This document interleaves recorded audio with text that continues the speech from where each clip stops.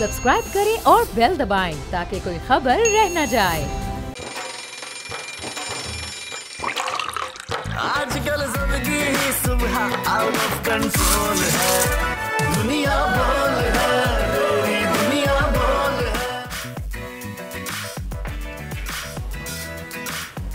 बिस्मिल्लाहिर्रहमानिर्रहीम, अस्सलाम वालेकुम, good morning Pakistan. I hope आप सब खैरियत से होंगे, ठीक ठाक होंगे, मज़े में होंगे, अपने घरों पे खैर से होंगे, क्योंकि जो अभी रोड के हालात चल रहे हैं और मौसम के हालात चल रहे हैं, बेहतर ये है कि बिलावजह अपने घरों से ना निकलें, घरों पे रहें, सेफ रहें और घरों पे ही एंजॉय करें। लेकिन जिनकी नौकरी है, जिनको स्कूल जाना है, वो क्या करें? मैंने कहा बिला वजह घर से ना निकलें, जिनकी नौकरी है, जिनको स्कूल जाना है, उनके लिए हम दुआ कर सकते हैं कि वो मुल्क में ऐसे लोग जिनके पास कोई वजह ना हो निकलने की, वो 1 या 2% है। 98-99% लोगों को निकलना पड़ता है अपनी रोजी रोटी के लिए, बच्चों की पढ़ाई के लिए, मुस्तकबिल के लिए, और यकीनन ज़रूरी है। लेकिन जो हालात हैं कराची के, मौसम तो बड़ा खूबसूरत है, ऐसा लगता है कि मैं लंदन में रह रहा हूँ। सुबह को बारिश, फिर थोड़ी सी धूप, फिर थोड़ी सी बारिश, फिर थोड़ी एक्सीलेंट।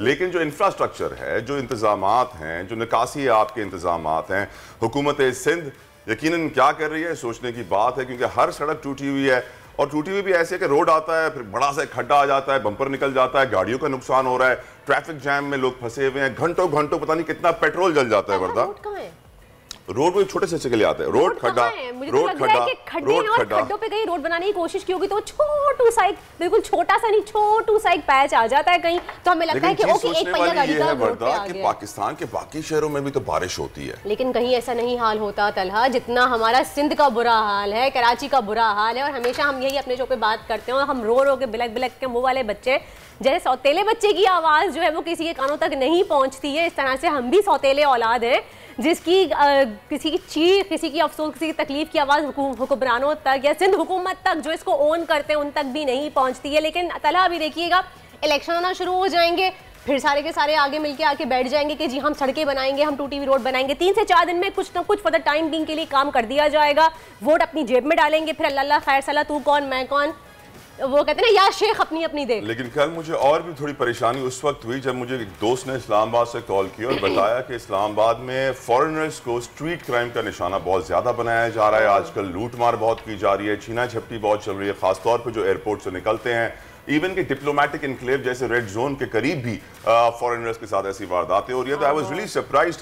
यकीनन मुल्क में जो इस वक्त इकोनॉमिक कंडीशंस हैं, इस्लामाबाद को हम हमेशा समझते थे कि सेफ है, वहाँ बहुत अच्छी सिक्योरिटी है, बहुत से इंतजामात हैं, बट सैडली देखा यही जा रहा है कि शहबाज शरीफ साहब जब से वजीर आजम पाकिस्तान बने हैं तो मुल्क का कोई हिस्सा नहीं बचा है। और हर जगह ही लग ये रहा है कि अल्लाह का अजाब आया हुआ है। बलूचिस्तान में आप देखें रिलीफ वर्क शुरू नहीं हुआ है। 1 अरब से जायद का 14 अगस्त पे डांस प्रोग्राम रखा गया जबकि बलूचिस्तान डूबा हुआ था, राशन की अपील कर रहा था। Sad state of affairs of this country. खैर, टॉप स्टोरीज पर नजर डालते हैं, फिर प्रोग्राम में मजीद गुफ्तगू करेंगे। हुकूमत ने दरामद की इजाजत देकर इंपोर्टेड अशिया पर बड़ी बड़ी ड्यूटीज लगा दी, लेकिन मरियम नवाज को मिलने वाले पुरतइश तोहफों पर कितना टैक्स लिया गया, हिसाब कौन देगा? सोशल मीडिया पर अवाम सवाल उठा रहे हैं। महकमा मौसमियात ने मानसून तवील होने की पेशगोई कर दी। सिंध, मशरक़ी बलूचिस्तान में आज भी बारिश की पेशगोई। बालाई पंजाब, कश्मीर, गिलगित और बल्दिस्तान में भी बारिशें होंगी। बारिश के बाद जनूबी पंजाब में सैलाबी सूरत हाल। मुतासरीन ने इमदाद के लिए हुकूमत और फौज को पुकार लिया। कराची की मानूर बलोच अज़मत व हिम्मत का निशान बन गई। स्कूल वैन चलाकर न सिर्फ अपने बच्चों की परवरिश की बल्कि खवातीन के लिए भी एक मिसाल बन गई। कहीं मजहब, कहीं जबान के नाम पर तकसीम, क्या इंसानियत से बढ़कर भी कुछ है? दुनिया भर में आज इंसानियत का आलमी दिन मनाया जा रहा है। इंसानियत जी बहुत इंपॉर्टेंट है। वर्दा, मैं हमेशा से ये कहता हूँ, आज जुम्मे का मुबारक दिन भी है। हमें हमारे रब में जो वाहिद अमल मुश्तरक है वो दुरूद व सलाम है, तो आप भी ज़्यादा से दुरूद पढ़िए। क्योंकि मैं हमेशा ये कहता हूँ कि हज, रोज़ा, नमाज, ज़कात, तौहीद को मैं 4 पिलर्स में जम करता हूँ। अकीदा, इबादात, मुआमलात, इखलाक। ये मुआमलात इखलाक टेक्स यू टू इंसानियत। बिना इंसानियत के हमारा दीन मुकम्मल होता ही नहीं है। लेकिन आज जो पहली हेडलाइन में हमारे प्रोड्यूसर साहब ने और हमारी टीम ने बताया कि जो गिफ्ट दिया गया मरियम नवाज साहिबा को, कि उस पर टैक्स लगा के नहीं, उसी पे बात करने, लेकिन the angle is actually different, the story is actually different.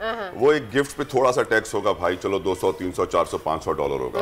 यहाँ जो चीज समझने वाली है वो ये समझने वाली है कि इंडस मोटर कार कंपनी 1993 से पाकिस्तान में काम कर रही है, 1 मिलियन से ऊपर गाड़ियां दे चुकी है पाकिस्तानियों को।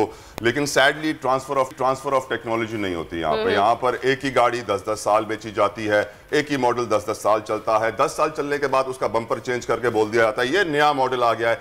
दुनिया में नए मॉडल्स आ रहे होते हैं, हमारे यहाँ पुराने मॉडल्स चल रहे होते हैं, क्योंकि ट्रांसफर ऑफ टेक्नोलॉजी TOT नहीं है। और रीटूलिंग, कि वही पुराने टूल्स को, पुराने पार्ट्स को हल्का सा ट्विच करके बोल दिया जो नया मॉडल आ गया 3 साल अब ये चलेगा। तो इट्स प्रीटी सैड जिस तरह इंडस मोटर कार कंपनी का फेज है। लेकिन रिसेंटली उन्होंने पैसे कम कर दिए हैं डॉलर के गिरने के बाद, जिसकी वजह से उनके जो यूजर्स हैं, जो उनके कंज्यूमर्स हैं, वो बड़े खुश हुए हैं। लेकिन जिस तरीके से गिफ्ट दिया गया उसके बाद प्रोड्यूसर साहब की नजर गिफ्ट पे है, क्योंकि गिफ्ट लुई विटॉन का है। लुई विटॉन का बैग कितने का होता है वर्दा? आपको ज्यादा मालूम होगा। लुई विटॉन का बैग अब डिपेंड करता है कि अगर आप टोट बैग ले रहे हैं या क्लच ले रहे हैं तो थाउजेंड्स ऑफ बग्स आपको बहुत महंगा कॉस्ट करता है। थाउजेंड्स ऑफ डॉलर्स का मतलब ये होता है कि 10 लाख का भी हो सकता है, 15 लाख का भी हो सकता है, 20 लाख का भी हो सकता है।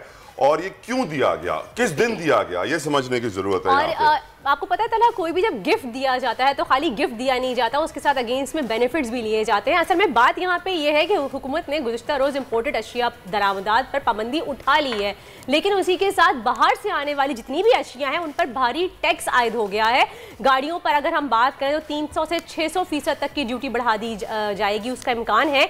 यानी कि अब गाड़ियाँ हो गई, मोबाइल फ़ोन हो गए, हम ख़वातीन का मेकअप का सामान हो गया, या इंपोर्टेड आपके शैम्पूज़ वगैरह हो गए, कॉस्मेटिक्स का सामान हो गया, या फिर ब्यूटी रिलेटेड प्रोडक्ट्स हो गए आपके सारे, ये तमाम चीजें बहुत ज्यादा महंगी होने वाली हैं। और टोबैको पे, हम इस वक्त इस तस्वीर पे रहते हैं, तस्वीर मरियम साहबा की चल रही है। मैं इसी पे आ रही हूँ तलहा, क्योंकि देखिए जब इन चीजों पे भारी आपको टैक्स देना पड़ेगा तो ठीक है, तो ये लुई विटॉन भी तो नहीं, आपको समझना है यहाँ पे कि ये इंडस मोटर कार कंपनी वाले हैं, ऑटो सेक्टर के लोग हैं जो मरियम साहिबा को गिफ्ट दे रहे हैं। ऑटो सेक्टर के लोग इसलिए गिफ्ट दे रहे हैं क्योंकि प्रोड्यूसर साहब के लिए भी, आपके लिए बताऊं कि जो एक्चुअल टैक्स है वो 300 से थोड़ा सा कम है, इट्स अबाउट 285%।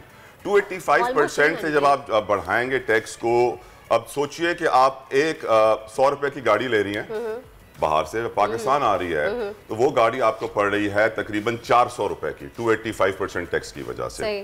अब जब वो 600% टैक्स पे चला जाएगा, काश मिफ्ता इस्माइल साहब की वो गुफ्तगू हम सुना सकते हैं अपने शो में, जो उन्होंने कहा था कि मैं 500 से 600% ड्यूटी लेके जा रहा हूँ। जब 600% ड्यूटी लग जाएगी इंपोर्टेड गाड़ियों पे, तो कौन इंपोर्ट करेगा जब वो 100 वाली गाड़ी आपको 700 रुपए की पड़ेगी?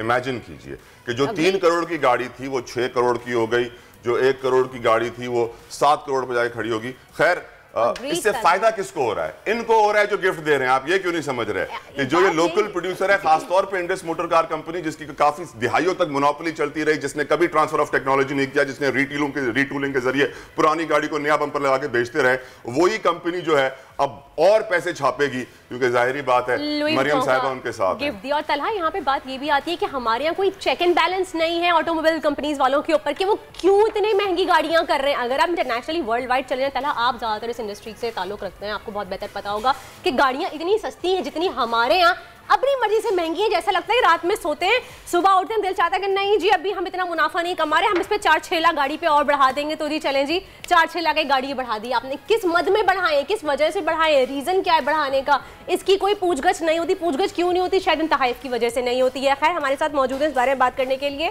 अब पाकिस्तान तहरीक इंसाफ के रहनुमा आलमगीर मौजूद हैं हमारे साथ, उनसे बात करेंगे और पूछेंगे कि भाई ये तहाइफ का चक्कर क्या है। जी आलमगीर साहब, अस्सलाम वालेकुम एंड वेलकम टू दुनिया बोल है।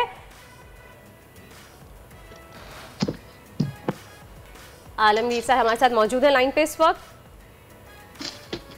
अच्छा जी, कुछ कनेक्शन का इशू है, उनका हमारी आवाज़ नहीं आ रही है। We'll try to connect him again. जी तलहा, तो ये बताएं कि पैसे क्यों बढ़ते हैं, कि किसी की कोई पूछगछ नहीं होती है, जितना दिल चाहे आप जिस गाड़ी पे, हालांकि एक छोटी सी इतनी सी गाड़ी जिसको हम बच्चे कहते हैं ना कि पीछे करके छोड़े आगे, वो छोटी डब्बा गाड़ी, उनकी कीमतों में इतना इजाफा हो गया है कि वो लेते भी इंसान 10 बार सोचता है कि इतनी महंगी गाड़ी, इस छोटी सी गाड़ी के ऊपर पैसे हमें खर्च करने भी चाहिए कि नहीं करने चाहिए। आलमगीर साहब आगे उनसे पूछिए। जी आलमगीर साहब, अस्सलाम वालेकुम एंड वेलकम टू दुनिया बोल है। जी अस्सलाम वालेकुम। वालेकुम अस्सलाम। आलमगीर साहब ये बताइएगा ये तहाइफ का चक्कर क्या है, ये तहाइफ देके कैसे बेनिफिट उठाया जा रहा है इन चीज़ों से? वैसे तो हमारी हुकूमत जो है तोशे खाना की बात करती है, तहाइफ की बात करती है, उनके ऊपर टैक्सेस की बात करती है, लेकिन लुई विटॉन का इतना बड़ा अभी गिफ्ट का हमने देखा है, मरियम नवाज को दिया जा रहा है इंडस मोटर की तरफ से, उस पर कोई पूछगछ नहीं हो रही है, उस पर कोई टैक्स नहीं दिया गया।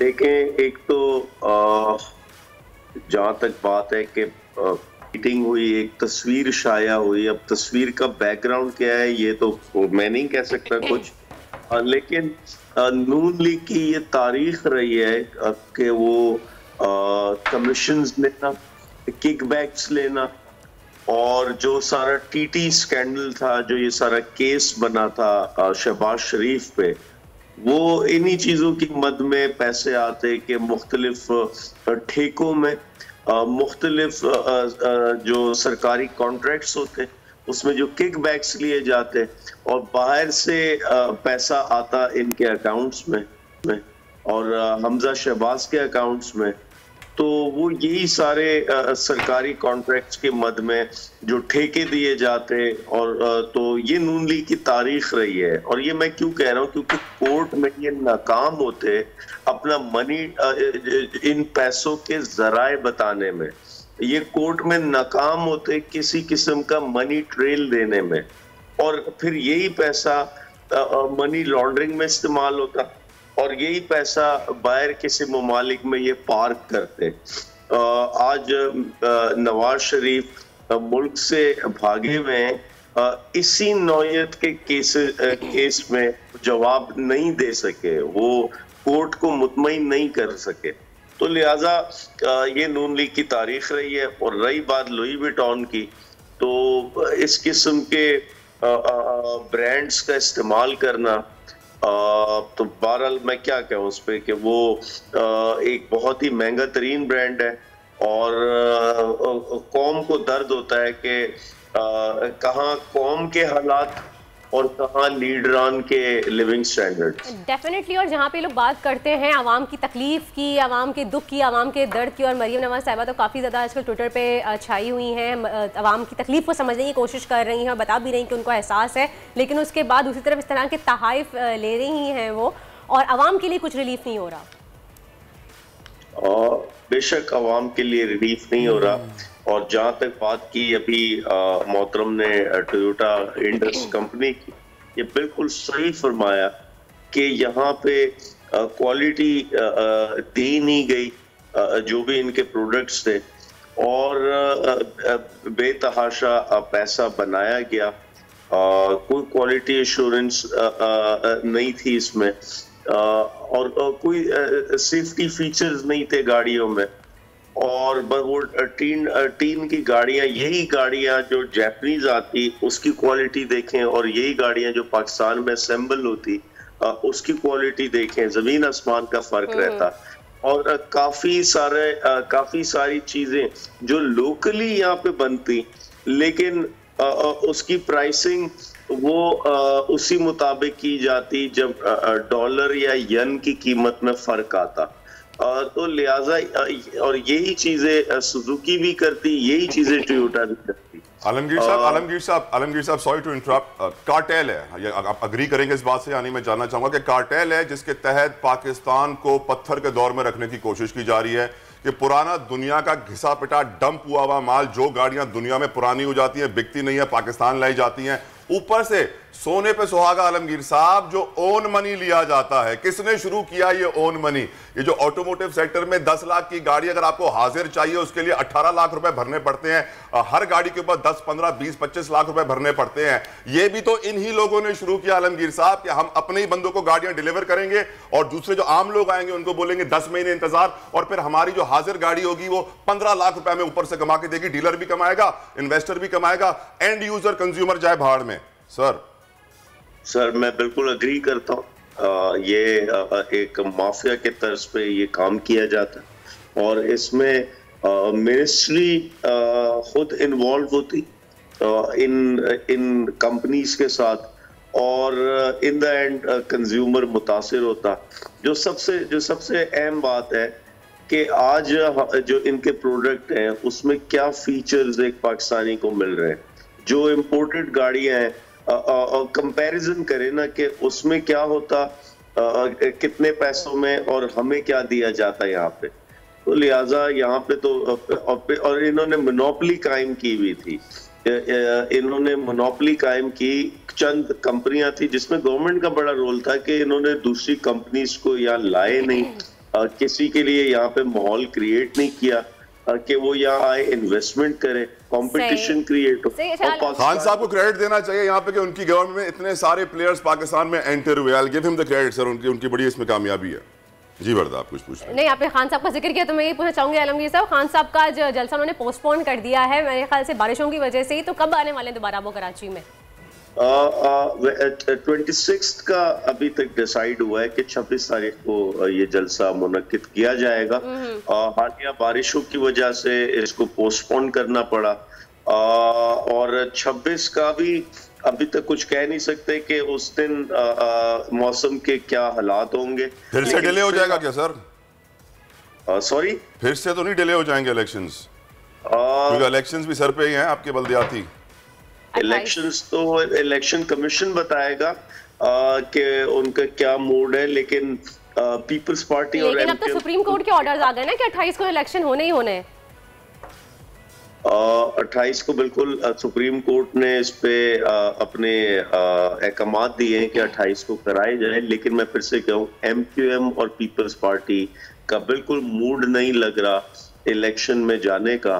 बल्दियाती इलेक्शन से वो भागना चाहते हैं, तो अच्छा, उनकी कोई तैयारी नहीं है, और वो इलेक्शन कमीशन पे असरअंदाज हो सकते हैं इसको मजीद डिले कराने में। आप लोगों की क्या तैयारी है? आप लोग क्या सोचते हैं कि आप लोग कितना टफ टाइम देंगे इन लोगों को, और किसको आप लोगों की तरफ से कौन मेयर नॉमिनेट होगा? हमारी एक तो तहरीक इंसाफ कराची में इस वक्त सबसे बड़ी जमात उभर के सामने आई, यानी 246 यूनियन काउंसिल्स में से 241 यूनियन काउंसिल्स पे अपने उम्मीदवार उतारे, उम्मीदवार लड़ रहे हैं तहरीक इंसाफ के। किसी जमात के इतने उम्मीदवार कराची में नहीं लड़ रहे, तो हमारी इंशाल्लाह पूरी तैयारी है। और 3 कैंडिडेट्स है हमारे मेयर के जो अभी तक शॉर्टलिस्ट हुए। इंशाल्लाह हम मेजॉरिटी यूसीज जीतेंगे तो फिर उनमें से एक मेयर को तहरीक इंसाफ नॉमिनेट करेगी।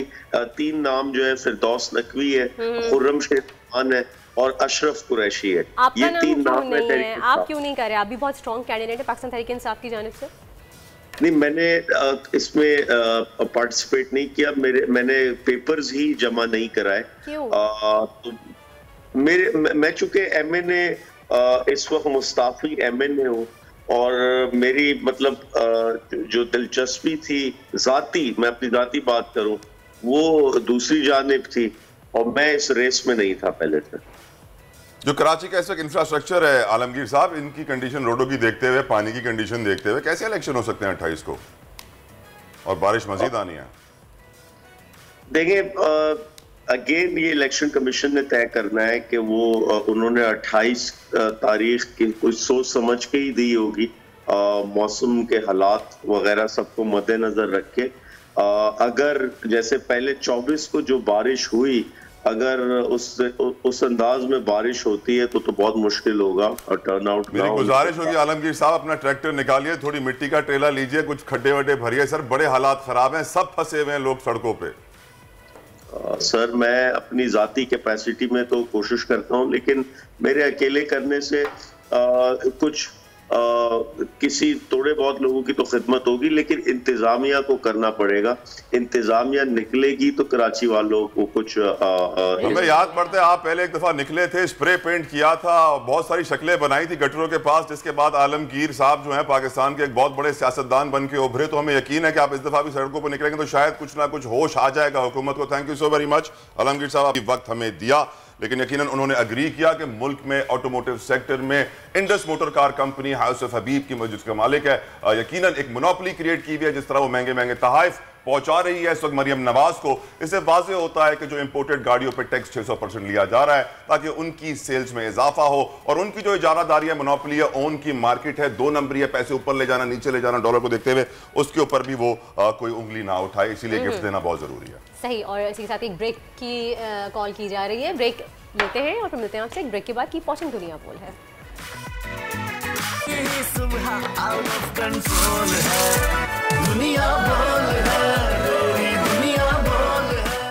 Welcome back after the break. आप देख रहे हैं दुनिया बोल है और जिन्होंने अभी ट्यून इन किया है उनको एक बार फिर से बोल न्यूज़ की जानिब से गुड मॉर्निंग। अब वक्त हुआ है हमारे एक बहुत ही अच्छे एक बेहतरीन सेगमेंट का जो आप लोगों को ही बहुत पसंद है और हम अक्सर अगर हम कोई कन्फ्यूजन का शिकार होते हैं तो हम हेल्प ले लेते हैं। बेसिकली हम बात कर रहे हैं बोल प्रेडिक्शन की।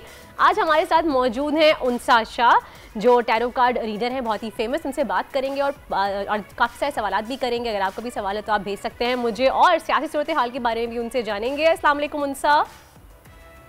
वालेकुम सलाम, गुड मॉर्निंग। गुड मॉर्निंग, कैसी हैं उनसा? अरे वाह, कितनी फ्रेश लग रही हैं, लुकिंग सो प्रिटी। उनसा क्या बात है, सुबह सुबह तैयार शयार होके? हाँ, तैयार सुबह सुबह, क्योंकि एक और चैनल पे भी मुझे जाना है, तो बस मैं वेट कर रही थी कि आप लोगों की प्रोटेक्शन हो जाए तो फिर मैं वहाँ जाऊँ। अरे वाह, उनसा बहुत बिजी चल रही हैं, हमने पकड़ लिया थोड़ी देर के लिए उनसा को, राइट? ऐसे ही है। अच्छा उनसा, ये बताएं कि सियासी सितारे क्या कह रहे हैं? बहुत ही कंफ्यूजन का शिकार हो रहे हैं, बहुत बुरे सियासी हालात चल रहे हैं इस वक्त, माहौल बहुत ख़राब है सियासत का।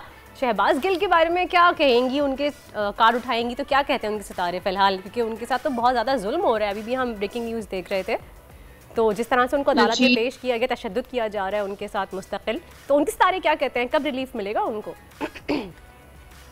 हाल जो शहबाज गिल साहब के लिए कार्ड है वो इतना अच्छा नहीं है। 4 ऑफ सोर्ड्स का कार्ड है, यानी कि उनको कैद किया गया है, उनको हर तरफ से जो है वो बंद किया हुआ है, स्टक हुए हुए हैं, बहुत ज्यादा परेशान है।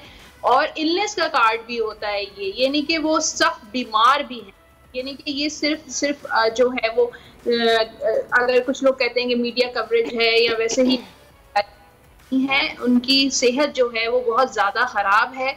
और उसके अलावा जो है वो क्वीन ऑफ वॉन्ड्स का कार्ड है, नाइट ऑफ कप्स का।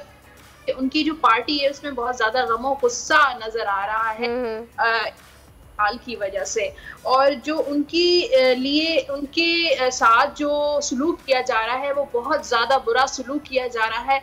जो हम देख रहे हैं उससे ज्यादा बुरा सलूक नजर आ रहा है। 4 ऑफ पेंटिकल्स का कार्ड है, ये लालच, सेल्फिशनेस का कार्ड होता है, तो बहुत ज्यादा उन पे तशद्दुद भी किया जा रहा है। यहाँ पर किंग ऑफ वॉन्ड्स का कार्ड है, उसके साथ किंग ऑफ पेंटिकल्स का कार्ड भी है, तो शहबाज गिल साहब रिहा तो होते हुए नजर आ रहे हैं, क्योंकि यहाँ पर मुझे जो कोर्ट की तरफ से कुछ और जरूर ऑर्डर्स आएंगे। वर्ल्ड का कार्ड है, कोर्ट की तरफ से मदद मिलेगी, हेल्प मिलेगी, लेकिन थोड़ा सा टाइम लगेगा।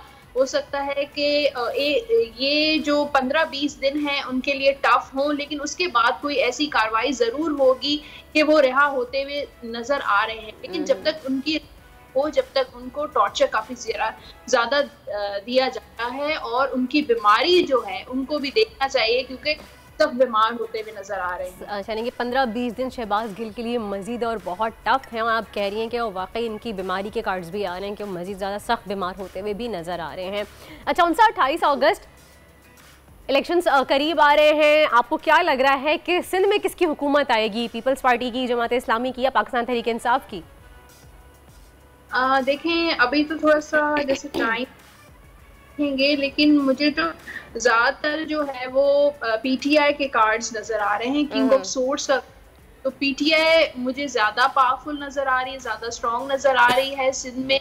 उसके अलावा जो साथ में कार्ड है 3 ऑफ कप्स का, तो पीपल्स पार्टी और पीटीआई के साथ, यानी कि अगर हम कराची की बात करें तो एक मिक्सचर गवर्नमेंट बनेगी। बहुत पीटीआई भी है, पीपल्स पार्टी भी है, और कुछ जो है काफी सीट्स लेती नजर आ रही है। लेकिन अगर हम सिंध की बात करें तो 3 ऑफ कप्स का कार्ड है, तो सिंध में जो है वो हुकूमत जो है वो पीपल्स पार्टी की ही नजर आ रही है, और उससे ज्यादा जो इंडिपेंडेंट है उम्मीदवार वो भी जीतते हुए नजर आ रहे हैं। पीपल्स पार्टी की हुकूमत आपको जीतती हुई नजर आ रही है सिंध के इंतखाबात में। अच्छा ये बताइए उनसा, मेरे पास एक मैसेज आया है इंस्टाग्राम पे, सोशल मीडिया पे, वाहब रियाज नाम है इनका, और ये पूछना चाह रहे हैं, बेसिकली सितारों के हवाले से पूछना चाह रहे हैं, आप कार्ड उठा सकती हैं इनके नाम से। ये पूछना चाह रहे हैं कि इनके सितारे, इनको लग रहा है कि गर्दिश में हैं, ये बहुत ज़्यादा कंटिन्यू बीमार हैं, और इनका रिसेंटली लास्ट वीक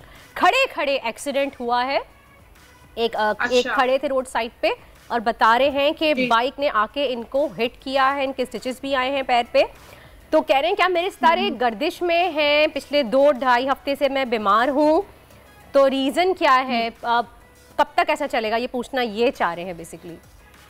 जी, वहाब रियाज के लिए जो कार्ड्स आए वो इतने अच्छे कार्ड्स नहीं। सोर्ट्स का कार्ड है, 2 ऑफ सोर्ट्स का कार्ड है, द मून का कार्ड है। तीनों कार्ड्स जो हैं वो नेगेटिव कार्ड्स हैं। इनको मुझे नज़र का इशू नज़र आ रहा है, इनको कोई नज़र लगी है उनके काम को या उनको खुद को, कि उनकी सेहत जो है वो बहुत ज़्यादा ख़राब है। मेंटली भी वो डिस्टर्ब नज़र आ रहे हैं और फिजिकली भी डिस्टर्ब आ रहे हैं। इनको फौरी तौर पे वो सदका देना चाहिए। सदका जो है वो मुर्गी या किसी को भी मदद जरूर करें। और उसके साथ साथ अगर रोजाना मंजिल की किताब मिलती है, गूगल पे भी अवेलेबल है, जिसमें सूरह आयात भी हैं, इसमें चारुकुल भी हैं, आयतल कुर्सी भी है, सूरह रहमान की आयात भी हैं। इनको 3 दफा दम कर, अपने ऊपर दम करे, पानी पे दम करे और वो पी ले। अगर खुद नहीं कर सकते तो घर में से कोई फैमिली मेंबर है वो भी कर सकता है। इंशाल्लाह उनको काफी हीलिंग होगी। 11 दिन तक ये मुसलसल जो है वो करते रहें, इनको काफी फर्क पड़े। सही, थैंक यू सो मच उनसा, बहुत बहुत शुक्रिया आपका आपने हमारे सवालों के जवाब। रियाज, आई रियली होप कि आपको आपके सवाल के जवाबात मिल गए होंगे। आप सदका दीजिए, खैरात दीजिए।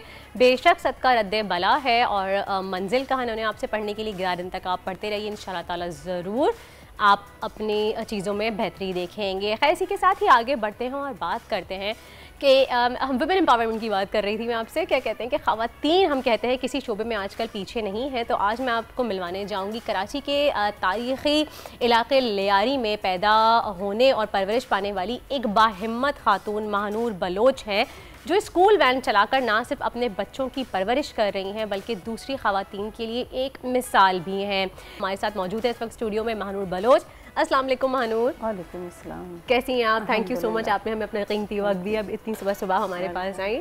अच्छा जी, आप ड्राइवर बाजी के नाम से मशहूर हैं अपने पूरे मोहल्ले में या पूरे मोहल्ले में? हाँ, ड्राइवर बाजी कहीं पे भी बोलते हैं कि ड्राइवर बाजी की जो हाईरुफ चलाती है उसका घर का है, तो बोल देते हैं इस गली में। अच्छा, वो पता चल जाता है कि आप घर पे ले आते हैं वो। चलेंगे, लियारी में एक वाहिद ड्राइवर में हूँ, फीमेल ड्राइवर।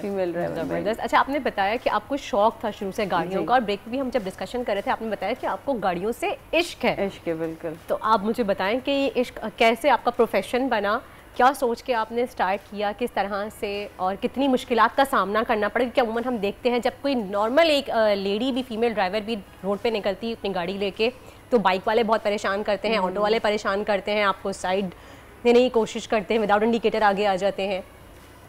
ऐसा ही हुआ, सब कुछ मेरे साथ भी हुआ, लेकिन अब तो ऐसा मुश्किल नहीं लगती है, क्योंकि सब वक्त गुजार दिया।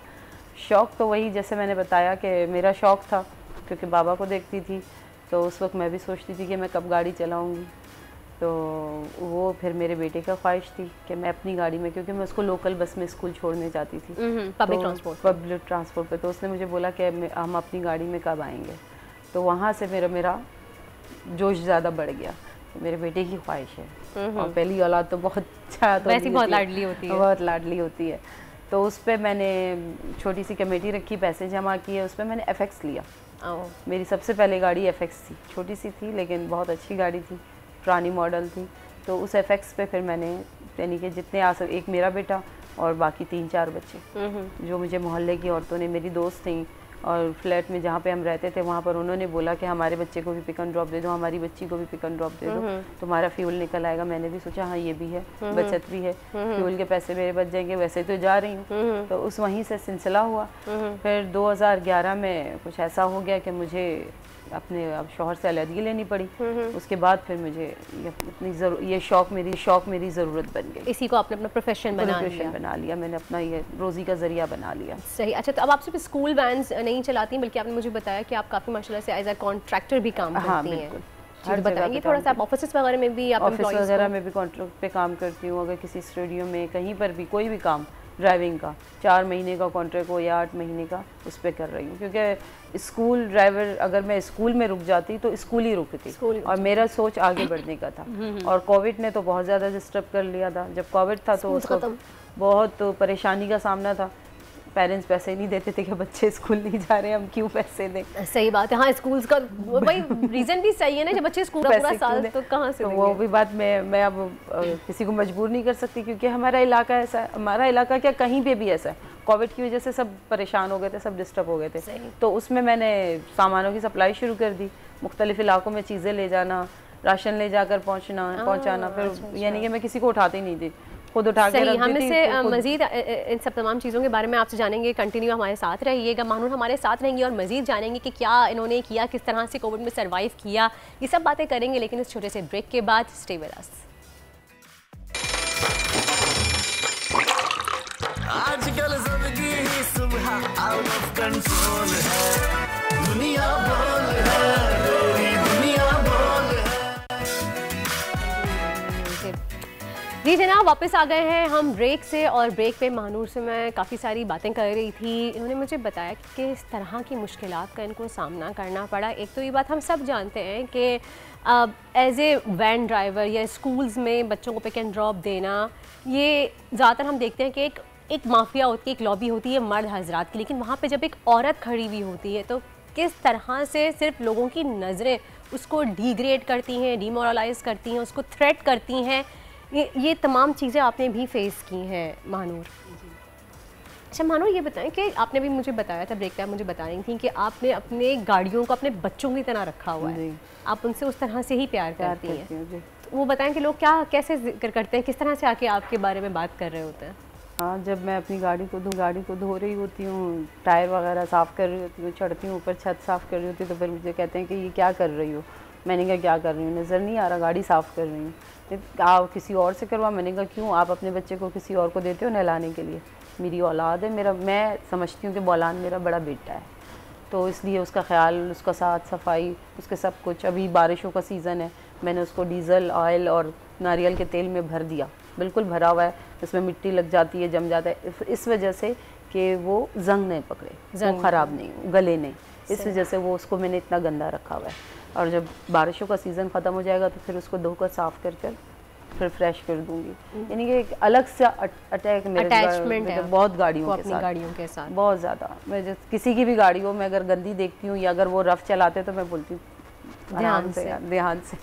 अच्छा, ब्रेक पे जाने से पहले हम बात कर रहे थे कि आपने बताया था कि कोविड के दौरान जब स्कूल्स ख़त्म हो गए थे तो कोई फीस नहीं दिया, तो उन दौरान उन दिनों आपने डिलीवरी भी करी है सामान की और मजदूरी भी खुद ही की है, तो आप वो बताएं, हमारे साथ एक्सपीरियंस शेयर करें, क्या किया? क्योंकि कोई काम नहीं था, हर चीज़ बंद होती थी, घर से इतने निकलने की इजाज़त के लोगों को नहीं होती थी, रश नहीं होता था, तो मुझे मिलता था काम कि आप ये सामान यहाँ तक पहुँचा दो। लेडीज़ थी, उस हवाले से भी ज़्यादा परेशानी नहीं होती थी कि कोई रोकेगा या कोई चेक करेगा, दूसरा बंदा मैं नहीं उठा सकती थी क्योंकि सख्ती बहुत थी, तो इस वजह से सामान मैं रख देती थी और वहाँ जाकर, जिनके पास जाकर पहुँचाना होता था, वहाँ जाकर मैं खुद उतार कर, वहाँ उनके शॉप पे, वो शॉप होती थी, सामान भी आप सारा खुद ही उतार के ऑफलोड भी खुद ही करती थी, ऑफलोड भी खुद ही करती थी, वहाँ पे पहुँचा भी देती थी।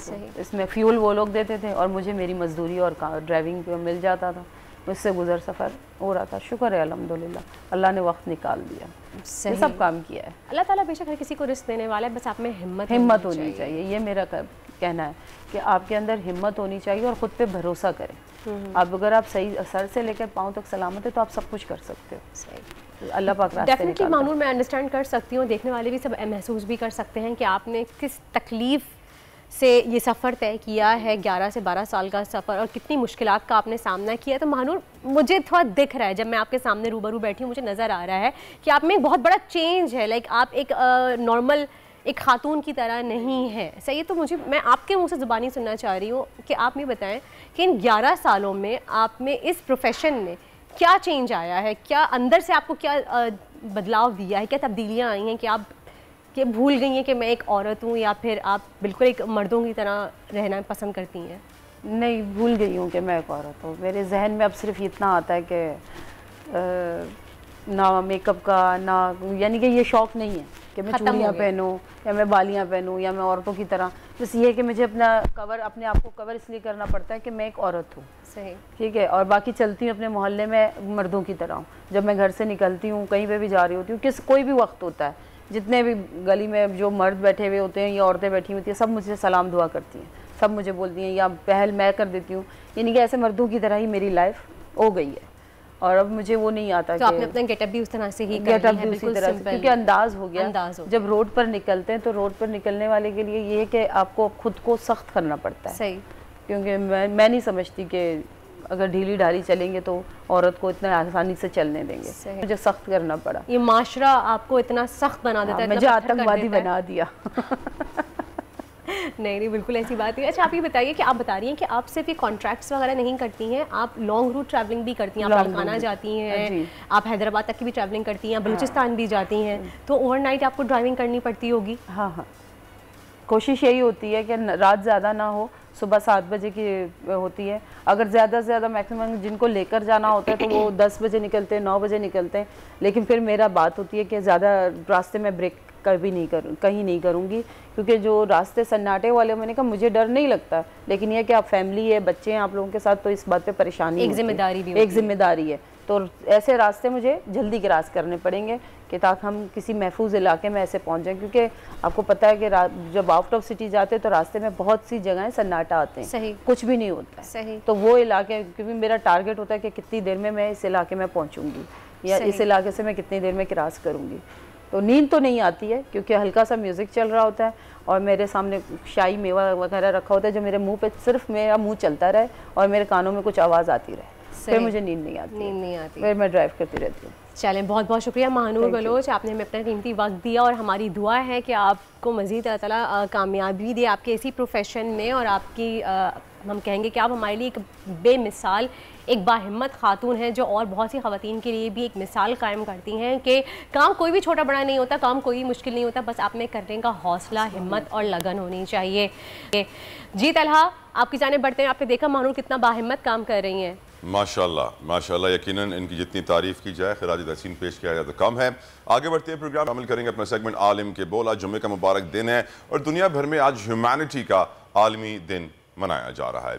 इंसानियत हमारे दीन का अहम तरीन जुज़्व है, लेकिन देखा यही जाता है कि लोग ये समझते हैं कि हम अगर 5 वक्त नमाज पढ़ रहे हैं, हम हज कर रहे हैं, हम रोज़ा रख रहे हैं, फिर चाहे किसी गरीब को खाना ना खिलाएं, चाहे फिर पूरा दिन अपने मुंह से मुगल्लिज़ात बकते रहें या बगालियाँ बकते रहें, दूसरे काम गलत करते रहें, तो हमें अल्लाह माफ़ कर देगा। लेकिन हकीकत ये है कि हुकूक अल्लाह माफ़ कर देगा, लेकिन हुकूकुल इबाद अल्लाह माफ़ नहीं करेगा, क्योंकि इंसानियत, इंसान, इस ज़मीन, इसके सारे ज़खायर, इसकी नेमतें, इसकी रहमतें, अल्लाह ताला की बरकतें, अगर हमने इनका शुक्र अदा नहीं किया और इनको चेरिश नहीं किया, इनका ख्याल नहीं रखा, तो यकीनन हर मुसलमान नुकसान उठाएगा। गुफ्तगू करेंगे, हमारे साथ मौजूद है मुफ्ती ज़ुबैर साहब। मुफ्ती साहब, thank you so very much, आपने अपना कीमती वक्त में दिया। ये बताइए कि इंसानियत और इस्लाम का रिश्ता क्या है, जरा बताएंगे सर। बिस्मिल्लाहिर्रहमानिर्रहीम, नहमदुहु व नुसल्ली अला रसूलिहिल करीम, अम्मा बाद। असल बात यह है कि ये जो इंसानियत है, इस इंसानियत की तालीम भी हमें कुरान और हदीस ने दी है। सरकार दो आलम सल्लल्लाहु अलैहि वसल्लम से ज्यादा इंसानियत का ख्याल रखने वाला इस कायनात में कोई पैदा ही नहीं हुआ। कुरान करीम का अगर आप जायजा लें, मुताला करें तो रब्बुन्नास, मलिकुन्नास, क्या मतलब अन्नास, यानी लोगों का रब, इंसानियत का, इंसानों का रब। नबी सल्लल्लाहु अलैहि वसल्लम को रहमतुल आलमीन कहा गया कि वो आलमीन के लिए रहमत है, कायनात और जहानों के लिए रहमत है। ये जो कुरान अब इंसानों का बादशाह, इंसान, इंसानों का माबूद, ये इशारा कर रहा है कि हमें कुरान इंसानियत सिखा रहा है, अखलाकियात सिखा रहा है। और इंसानियत और अखलाकियात को जो कहा जाता है कि ये पहले नंबर पर है, नंबर पे रखते हैं, तो ये हम सिर्फ अपने दिल की बुनियाद पर नहीं या किसी की कैंपेन की बुनियाद पर नहीं, बल्कि खुद इस्लाम ने हमको सिखाया। और हम तो इससे भी आगे बढ़कर के ये कहते हैं, जानवरों के हुकूक, नबातात के हुकूक, पहाड़ों के हुकूक, जमीन के हुकूक, वो कुरान और हदीस ने दिए हैं। सहाबा का एक पूरा काफिला का एक कैंप सिर्फ इसलिए छोड़ करके चला गया कि वहां कबूतरी ने बच्चे दे रखे थे। बिल्ली के बच्चे की पैदाइश पर आप सल्लल्लाहु अलैहि वसल्लम ने पैर से बिल्ली को मारने से मना किया। और एक कुतिया को पानी पिलाने पर हदीस के अंदर आता है कि एक इंसान की अल्लाह ने बख्शिश कर दी। तो इंसान का तो रुतबा ही बहुत बड़ा है, इंसान का तो मकाम ही बहुत बड़ा है। इंसान का तो तीन के सूरत के अंदर पैदा किया गया और इंसान को तो इस तरह से पैदा किया गया कि ये तमाम मखलूकात में अशरफ करार दिया गया। बेशक बहुत सारे लोग ये समझते हैं कि यार मैं तो 5 वक्त का नमाजी, बहुत नेक परहेजगार आदमी हूँ, बहुत अच्छे काम करता हूँ, खैर है फिर रात को जो है 2-4 लोगों को जूते मार देता हूँ, डंडे मार देता हूँ, थोड़ा हराम कमा लेता हूँ, थोड़ी चोरी कर लेता हूँ, लेकिन नमाज पढ़ रहा हूँ ना मैं, तो मेरा बचाव हो जाएगा। इंसानियत कितनी ज़रूरी है, और जो लोग इंसानियत से दूर हैं और समझते हैं कि नमाज उनको बचा लेगी, उनके लिए आप क्या कहेंगे? हरगिज़ इसकी बुनियाद पर बख्शिश नहीं हो सकती है। पहले अखलाक है, अपने मामलात को सीधा करना है। अगर आप सूदखोरी करते हैं, अगर आप रिश्वत लेते हैं, अगर आप बंदों के हुकूक तलब करते हैं, अगर आप इंसानों को तंग करते हैं, आपसे आपके वालिदैन, पड़ोसी, आपके दोस्त, अहबाब और आवाम उन्नास अगर वो मुतमईन नहीं है और आप हुकूमत में हैं या आप अपोजिशन किसी भी शक्ल के अंदर अगर आप लोगों के हुकूक तलब करते हैं, तो सिर्फ हज की बुनियाद पर, तरावी या उम्रे की बुनियाद पर या नमाज की बुनियाद पर आप जन्नत से नहीं जाइए। ये बात ज़हन के अंदर रखना चाहिए। पहले मामलात लोगों के साथ ठीक करो। जब कोई लोगों के साथ मामलात को सही करता है, अपनी पेमेंटों की अदायगी बर वक्त करता है, मजदूर को उसका पसीना खुश्क होने से पहले मजदूरी देता है, बर वक्त तनख्वाहें देता है, लोगों के साथ अगर अपने मामलात को सुलझा करके दुरुस्त करके रखता है, फिर अल्लाह की जात के साथ भी उसके मामलात दुरुस्त होते हैं। नबी सल्लल्लाहु अलैहि वसल्लम ने फरमाया, इरहमू मन फिल अर्द यरहमकुम मन फिस समा। तुम जमीन वालों पर रहम करो, आसमान वाला तुम पर रहम करेगा। और मैं आज आपके प्रोग्राम के तवज्जुह से इस वक्त पाकिस्तान की जो सूरत हाल खास तौर मैं उसके बारे में भी जरूर कहना चाहता हूँ। वहाँ इंसानियत का अलमिया इस वक्त फूटा पड़ा है। आज इंसानियत का आलमी दिन है और इंसानियत का अलमिया बलोचिस्तान और जनूबी पंजाब के अंदर फूटा पड़ा है। और मैं आपको बताऊं, वहां इमदादी ऑपरेशन में मसरूफ मेरे अपने छोटे भाई आबिद साहिर से फोन पर आज मुझे बता कि कोई सुलेमान के दामनी इलाकों में सैलाब से कई बस्तियां इस हद तक सफाई से मिट चुकी है, यहाँ पता नहीं चलता कि कभी कोई बस्ती थी। शदीद सैलाब है और रास्ते न होने की वजह से कोई रेस्क्यू ऑपरेशन उन बस्तियों के अंदर नहीं हो रहा। वो खुद इस वक्त तक 6 लाशें निकाल चुके हैं। और पहाड़ी सैलाब से जहां पानी आ रहा है वहां पर गाय, बकरियां, मवेशी वो तो बहकर आ रहे हैं, मगर खातून की लाश, बच्चों की लाशें, मर्दों की लाशें, बूढ़ों की लाशें वो खुद उन्होंने निकाला। कल की रात के अंदर कई दरख्तों पे चढ़े हुए 4-4 घंटे तक उनके हाथ में जो छोटे मोबाइल थे उनसे रास्ता भी रहा। नीचे 18-18 फुट पानी है, वो दरख्तों पे चढ़े हुए, नीचे उतर नहीं सकते। पूरा मंगरोठा तबाह हो गया है, दामनी इलाके सारे के सारे तबाह हो गए। वहोआ, डगर वाली, जल्लू वाली, मिठे वाली, लम कुलाची, ये वो इलाके हैं जो कोई सुलेमान के दामन में।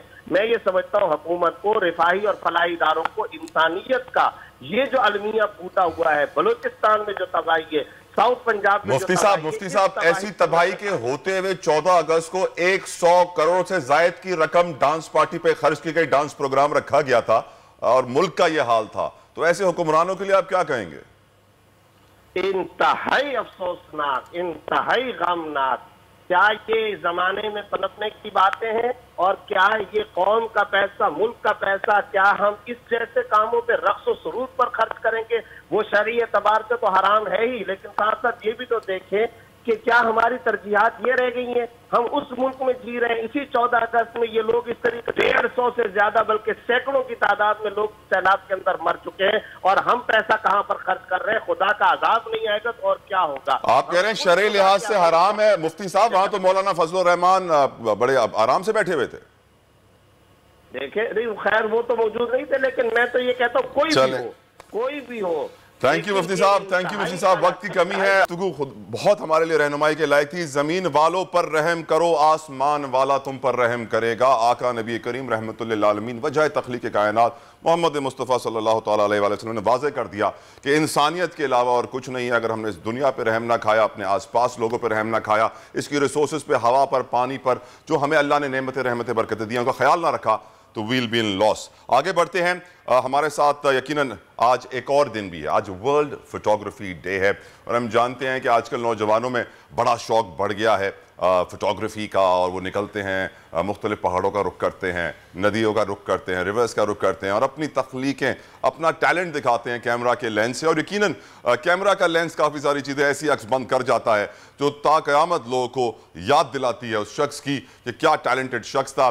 मोहम्मद हसन तलाल हमारे साथ मौजूद हैं, फोटोग्राफर हैं और यकीनन बड़े इन्होंने अवार्ड्स भी जीते हैं, बड़ी रिकग्निशन इनको मिल रही है दुनिया भर में। Talal, thank you so very much for coming on our show, joining us. Tell us about your achievements. कैसा रहा आपका फोटोग्राफी का सफर, व्यूअर्स को बताइए प्लीज। जी अस्सलाम वालेकुम सर, पहले तो बहुत शुक्रिया इस दिन की मुनासबत से आपने मुझे मौका दिया अपने चैनल पर। जी सर, मेरा सफ़र अल्लाह का शुक्र है बहुत अच्छा जा रहा है। 2015-16 में मैंने स्टार्ट किया और अब तक अल्लाह का शुक्र है कि काफ़ी एम्बेसीज की बिल्डिंग्स में मेरा काम डिस्प्ले हो चुका है।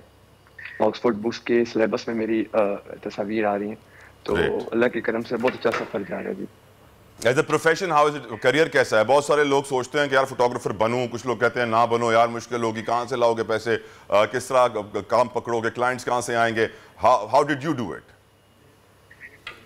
सर, जो जहाँ तक रिस्क की है वो तो मेरे ख्याल से जो अल्लाह ताला ने आपके हक में लिखा है वो आप तक पहुँचना ही पहुँचना है।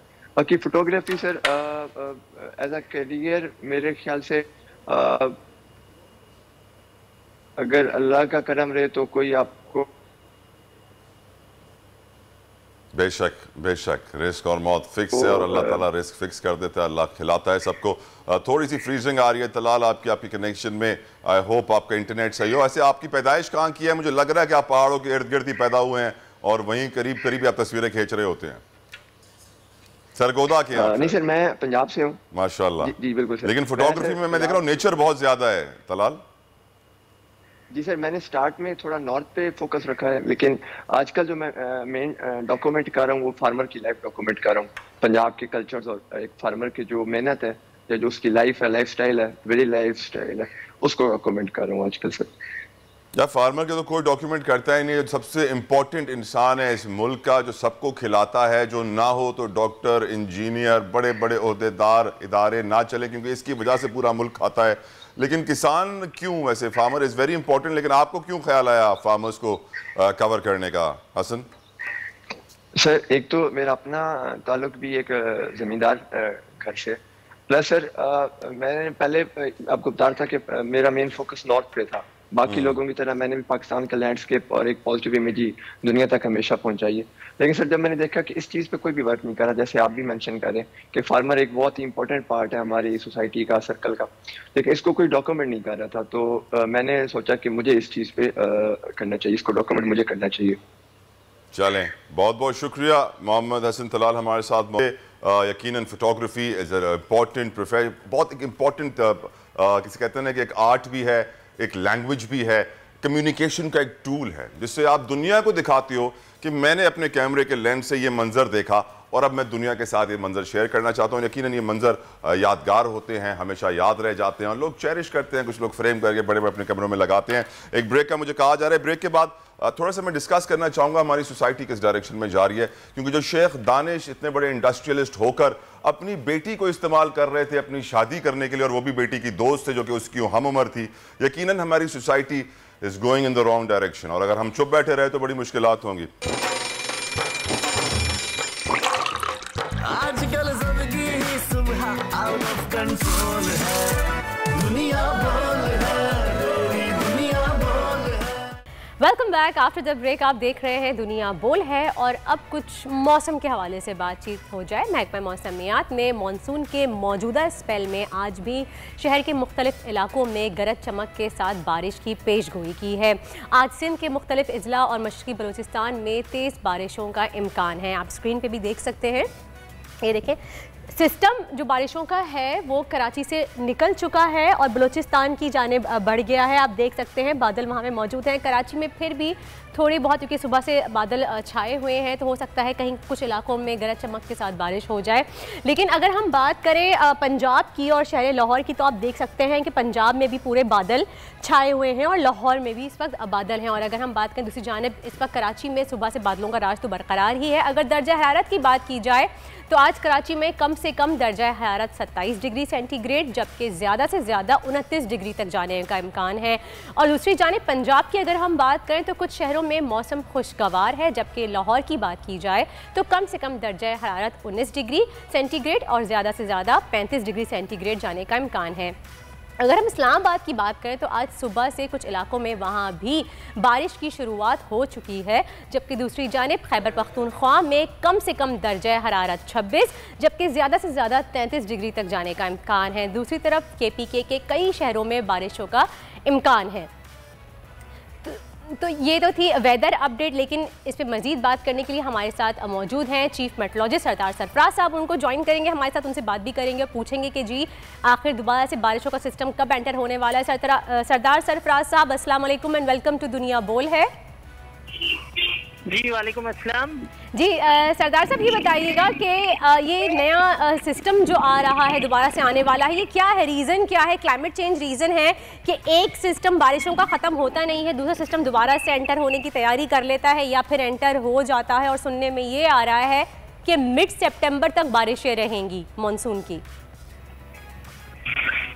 जी बहुत शुक्रिया। देखिए बिल्कुल तक तो कम से कम चलता है मानसून, लेकिन इस दफ़ा ये यूनिक चीज़ है कि कुछ उसमें वक्फा नहीं आ रहा, ज़्यादा गैप नहीं आ रहा, एक के बाद एक सिस्टम आ रहा है। और बिलखुसूस साउथ पाकिस्तान यानी सिंध और बलूचिस्तान पे ज़्यादा बारिशें हो रही हैं नॉर्थ के मुकाबले में। हो तो उधर भी रही है, यहाँ बहुत ज़्यादा हो रही हैं। उसकी बुनियादी वजह ये है कि जो मानसून एक्सेस होता है, एक आप पाकिस्तान के सेंटर से एक लाइन खींचें बंगाल तक, तो उसे हम मानसून एक्सिस या मानसून ट्रफ कहते हैं। तो वो टिल्टेड है साउथ में, उसकी जो एवरेज पोजीशन होती है नॉर्मल में वो साउथ में टिल्टेड है। इसी वजह से उसका मानसून जितने सिस्टम्स आ रहे हैं उनका ट्रैक साउथ की तरफ रह रहा है, तो यूं सिंध और बलूचिस्तान में ज्यादा बारिशें बरस रही हैं।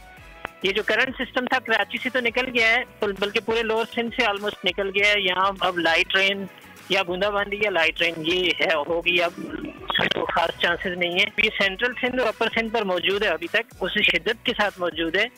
तो वहाँ पर बारिश गुज़श्ता रात भी बहुत ज़्यादा हुई, बल्कि पिछले 24-26 घंटों से कई जगहों पर चल रही है। और एक स्टेशन है पड़ीदन नौशहर फिरोज में, वहाँ 355 मिलीमीटर बारिश 24 घंटे में रिकॉर्ड हो चुकी है। इसी तरह से नवाबशाह में जैकोबाद में, लाड़काना में, सखर में और दादू में, इन सभी एरियाज में आज भी तेज बारिश रहेगी, कल भी रहेगी। कल रात गए तक वहाँ कुछ उसमें उसकी शिद्दत में कमी आएगी और मतलब खत्म होने के करीब आएगी। और बलूचिस्तान दिन 22 या 22 तक चलेगा, खासकर शुमाल मशरकी बलूचिस्तान की जो अजला है वहाँ पर इसी तरह तेज बारिशों का। सही, बहुत बहुत शुक्रिया। सरफराज चीफ मेट्रोलॉजिस्ट हमारे साथ मौजूद थे, हमें महकमा मौसमियात के बारे में अपडेट कर रहे थे कि क्या सूरत हाल रहेगी बारिश की और मानसून की। खैर इसी के साथ ही एक ब्रेक की जाने बढ़ते हैं, एक ब्रेक का वक्त हुआ, मिलते हैं आपसे एक ब्रेक के बाद। कीप वॉचिंग दुनिया बोल है। Other segment is brought to you by तू टेंशन ना ले, हवा आने दे, गर्मी भगा, ठंड रख, स्प्राइट। प्रोग्राम का वक्त तमाम होता है, देखने वालों का तमाम तरह हम शुक्रिया अदा करेंगे। कल फिर आपसे मुलाकात करना चाहते हैं, लेकिन कल सैटरडे है, फिर संडे है, 2 दिन छुट्टी करेंगे, मंडे को मिलेंगे। अपना ख्याल रखिएगा। अल्लाह आजकल जिंदगी ही सुबह आउट ऑफ कंट्रोल है, दुनिया बोल है, दुनिया बोल है। सब्सक्राइब करें और बेल दबाएं ताकि कोई खबर रह न जाए।